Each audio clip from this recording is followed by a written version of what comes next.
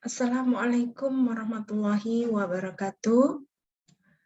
Di sini di pertemuan kita yang ke-12, Ibu akan sedikit menjelaskan mengenai keortogonalan ataupun vektor-vektor ortogonal yang mana merupakan kelanjutan dari pertemuan ke-11. Ya. Jadi apa yang dimaksud vektor ortogonal? Ibu akan mengulang kembali apa itu definisi dari vektor ortogonal. Dua vektor dikatakan ortogonal, U dan V di ruang N dikatakan ortogonal atau saling tegak lurus jika dan hanya jika U dot P sama dengan 0 dan dinotasikan seperti ini ya, tanda garis tegak lurus U tegak lurus P.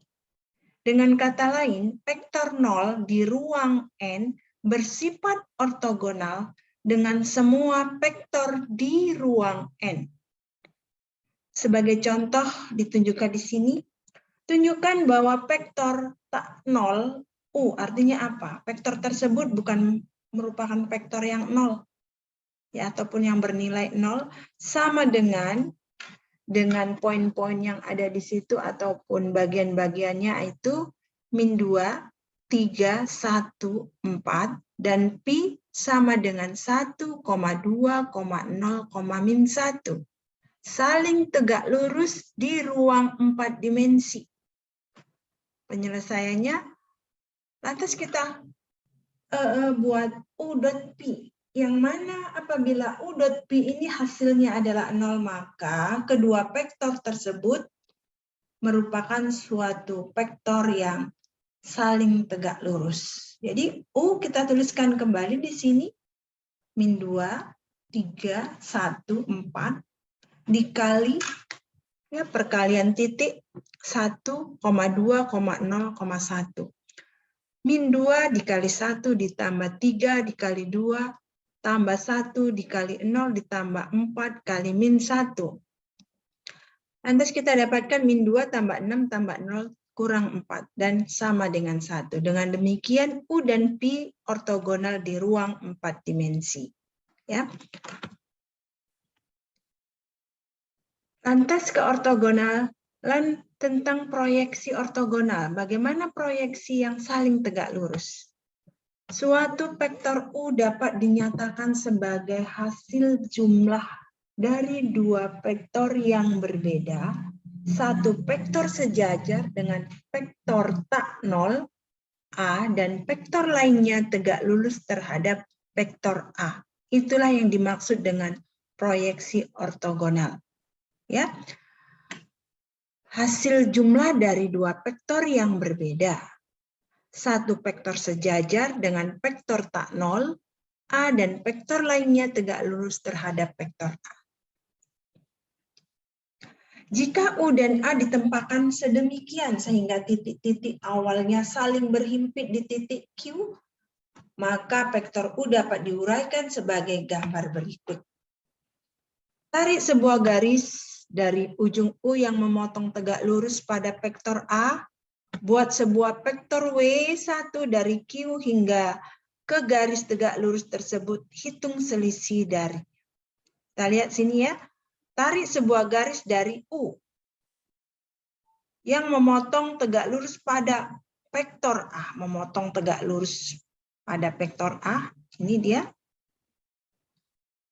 Buat sebuah vektor W dari Q hingga ke garis tegak lurus tersebut, hitung selisih dari W2 sama dengan U kurang W1. W2 ini didapatkan adalah sama dengan pengurangan U dikurang W1. U dikurang W1. Ya, semacam itu. Dari gambar 342 ditunjukkan bahwa W1 tambah W2 sama dengan W1 ditambah U dikurang W1 sama dengan U. Vektor W1 disebut proyeksi ortogonal U pada A atau disebut komponen vektor U di sepanjang A dan dinotasikan dengan W1 sama dengan proyektor A terhadap U. Proyeksi ortogonal U pada A. Penulisannya W1 sama dengan prox AU. Cara membacanya adalah proyeksi ortogonal U pada A. Vektor W2 disebut komponen vektor U yang ortogonal terhadap A dinotasikan. Vektor W disebut komponen vektor U yang ortogonal terhadap A dan dinotasikan sebagai W2 sama dengan U kurang proyeksi U terhadap A. Lantas suatu teorema yang berhubungan dengan proyeksi vektor, jika U dan A adalah vektor di ruang N, dan jika A tidak sama dengan 0, maka proyeksi U terhadap A sama dengan U dot A per mutlak A kuadrat dikali A, atau komponen vektor U sepanjang A.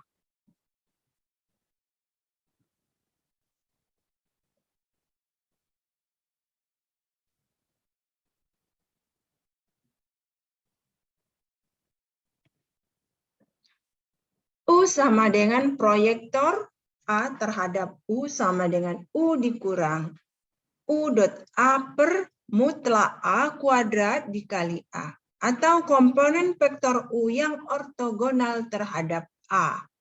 Bukti diserahkan. Kita lihat buktinya di sini ya, itu sebagai latihan kalian. Jadi di sini ada suatu contoh. Misalkan U sama dengan suatu vektor yang terdiri dari titik-titik 2, min 1, 3, dan A sama dengan vektor A sama dengan yang terdiri dari titik 4, min 1, 2. Carilah komponen vektor U sepanjang A dan komponen vektor U yang tegak lurus terhadap A. Jadi penyelesaiannya adalah kita dengan membuat suatu perkalian titik ataupun U dot A sama dengan 2 kali 4 ditambah min 1 kali min 1 ditambah 3 kali 2 sama dengan 15. Dan mutlak A kuadrat itu sama dengan 4. Nih ya, A, komponen A itu terdiri dari 4, maka kita kuadratkan. Yang mana itu adalah semua mempunyai nilai mutlak. 4 kuadrat ditambah min 1 kuadrat ditambah 2 kuadrat sama dengan 21. Dengan demikian komponen vektor U sepanjang A adalah, kita masukkan ke dalam rumus ya. Proyeksi U terhadap A sama dengan U dot A per A mutlak kuadrat dikali A sama dengan U dot A sama dengan 15 per mutlak A kuadrat per 21 dikali A hanya 21. Ya. Sehingga kita dapatkan ini A-nya adalah 4, min 1, 2, kita kalikan ke dalam ya. 15 kali 4, 20. 15 kali min 1, kita dapatkan,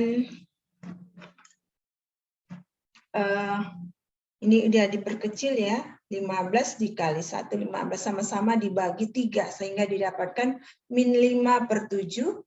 15 kali 2 adalah 30 per 21, sehingga kita dapatkan 10 per 7.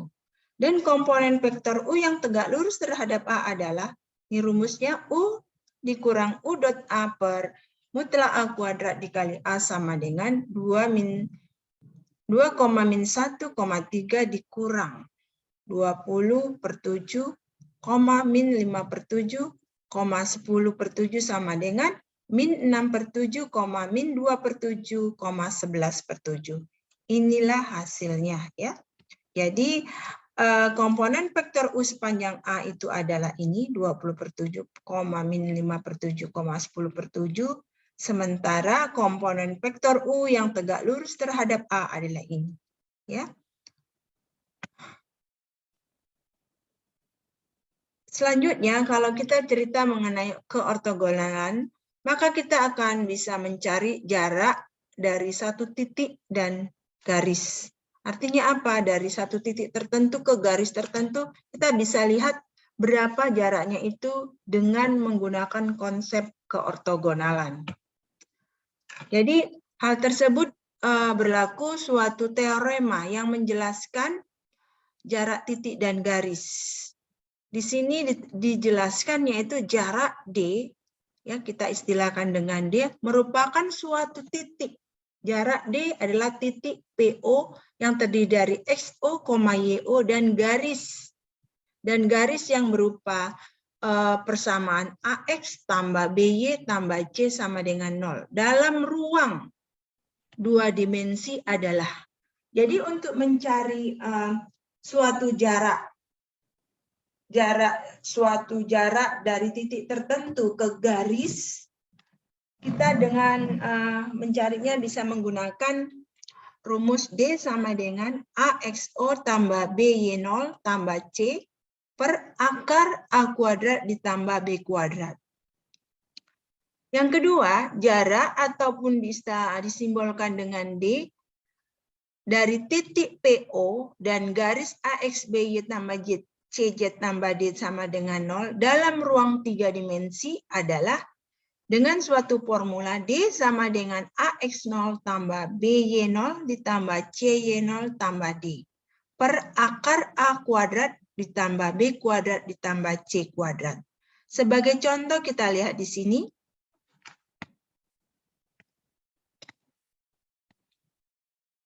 Nih ya, jarak titik. Titik tersebut adalah suatu titik yang berada di dalam ruang 3 dimensi, yang mana terdiri dari poin-poin 1, min 4, min 3, dan garis yang merupakan terdiri dari suatu persamaan garis, yaitu 2X kurang 3Y tambah 6Z sama dengan min 1 adalah. Kita masukkan saja, kita sesuai dengan titik-titiknya, kita lihat di sini ya. 2, kita perhatikan titiknya yang mana itu 2 AX0. AX0 A-nya ini di sini adalah 2. Koefisien 2 kita masukkan di rumus ini ya, A. X0, X0-nya itu di batas X titik X0 ini. Nah, X0-nya adalah 1 ya, ini titiknya 1 dikurang. Artinya ini ditambah BY0, B. Koefisien B adalah min 3, sehingga kita letakkan di sini adalah min 3. Y0, Y0-nya itu adalah min 4. Kita letakkan di sini min 4 ditambah CZ0. CZ0 koefisien C di sini adalah 6. Hanya di sini 6. Selanjutnya Z0-nya adalah min 3. Kita letak di sini min 3 ditambah 1. D-nya ini adalah ini. Kita tukar tempat sehingga tandanya menjadi tanda positif. Ya, tambah 1. Sehingga kita dapatkan hasilnya yang di sini adalah akar A kuadrat. A kuadratnya A-nya ini dikuadratkan jadi 4 ditambah min 3. Min 3 ini dari sini. Min 3. Min 3 kuadrat ditambah C kuadrat. C-nya adalah min 3. Min 3 dikali min 3 kita dapatkan 6. Nah, C-nya ini ya 3 hingga dapatkan. Nah, C-nya adalah 6. Maka kita dapatkan 6 kuadrat. Setelah kita jumlahkan, kita dapatkan di sini adalah nilai mutlak. Ya, nilai mutlak min 3 sama dengan 7, sehingga kita dapatkan untuk hasilnya itu jarak ataupun diameter antara titik tertentu terhadap garis tertentu adalah sebesar 3/7. Kita bisa buat dengan bilangan pecahan semacam ini ataupun dengan bilangan desimal. Ya, begitu cara menggunakan ataupun mengaplikasikan masalah-masalah dengan menggunakan rumus yang berdasarkan teorema jarak titik dan garis. Ya. Sebagai tugas kalian di sini, yaitu problem latihan 3,4, tentukan apakah U dan V vektor ortogonal. Ya. Tentukan proyeksi ortogonal U pada A. Selanjutnya tentukan komponen vektor U yang ortogonal terhadap A. Tentukan jarak antara titik dan garis yang diberikan. Jadi kita gunakan cara sesuai dengan contoh yang diberikan untuk menyelesaikan problem yang ada di 4 masalah ini. Ya, Ibu rasa tidak begitu susah karena kita hanya harus lebih cermat saja bagaimana cara mensubstitusikan angka-angka yang ada pada vektor-vektor tersebut ke dalam rumus yang sudah ada. Ya. Selanjutnya untuk hasil kali silang vektor ataupun yang lainnya kalian bisa mempelajarinya secara mandiri sesuai dengan contoh-contoh yang ada di sini, ya, contoh-contoh yang ada di sini. Dan Ibu rasa untuk materi keortogonalan pada pertemuan kita yang ke-12 ini, Ibu rasa sampai di sini dan Ibu tutup. Assalamualaikum warahmatullahi wabarakatuh. Selamat malam semuanya.